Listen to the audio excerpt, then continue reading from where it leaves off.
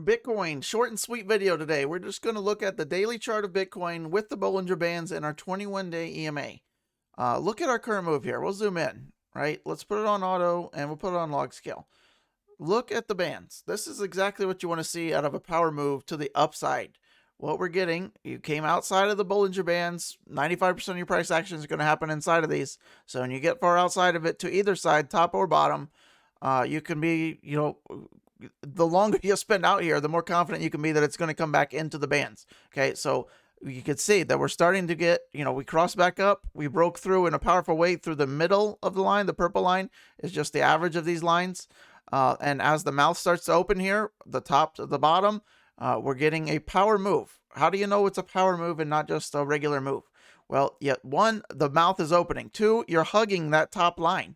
Right? How long could we stay up there? We're already up here 3 days now. We're working on our third day, right? So we still have, almost 4 hours till this daily candle closes. So let's go back and see what we've done in the past. And note this movement right here. Break outside, break up, hold the top line.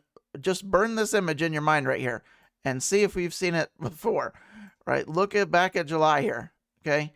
Not talking about anything else other than the similarities of these current moves. Break outside the bottom, snap back up, break through the middle line of the Gaussian or the Bollinger Bands. We're talking about the Gaussian channel a lot here. Look at the mouth as it starts to open. The lines diverge from each other. The price action 1, 2, 3, 4, 5, 6 days, really 7 in a row outside of that Bollinger Band. The top Bollinger Band is super strength. And not only that, when we come back, the pullback held right on that 21-day EMA. Look at that. So if we're rhyming very closely with this so far, we'll see over the next couple days. If you see us still going up here and we're up in, mid 46s, upper 40s, right? Watch for a pullback. And where would we like to look at? That 21-day. So this, you could see this kind of a right angle turn here, right? Almost a 90-degree angle. Look back at that turn, right? Same thing, very similar.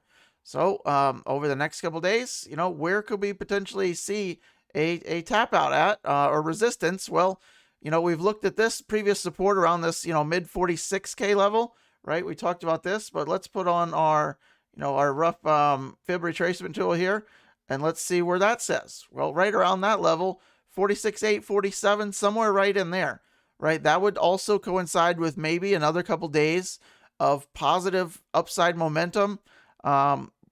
Prices increasing. Maybe we wick up to even 47K or something like that.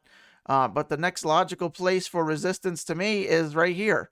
If we somehow blow past that, which we could with given the power of this move, right? We were well outside of the bands, acted as like a super trampoline. Massive punch through the median line there.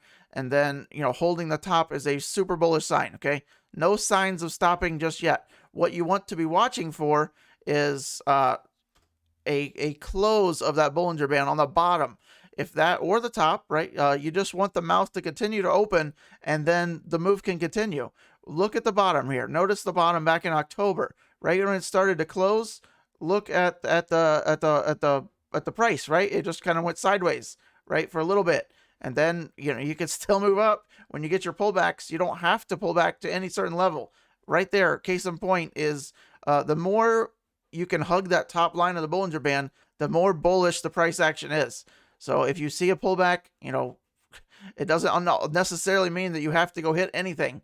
Another little bonus tip is if instead of using the 21-day, you could throw on the 8-day SMA, simple moving average versus exponential. That tends to work out well for you when you have these kind of bullish moves. So note that for reference. Looking at these levels, Bitcoin is just looking absolute Super Bowl right now until we see a bottom, trend line for this Bollinger Band, flip back to this side. Right when you look at back in July, right? If we're mirroring with this one so far, let's look at this, right? So July 31st, August 1st, we kind of bounced here, right to the underside. See the mouth close right there?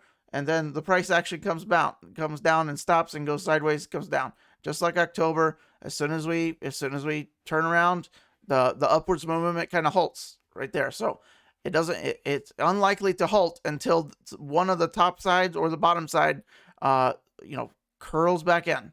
So we could have potentially another several days. We don't know. No one knows what's going to happen. But just giving you a reference that so far so good for rhyming with this move, looking pretty stellar out of Bitcoin. Have a good one.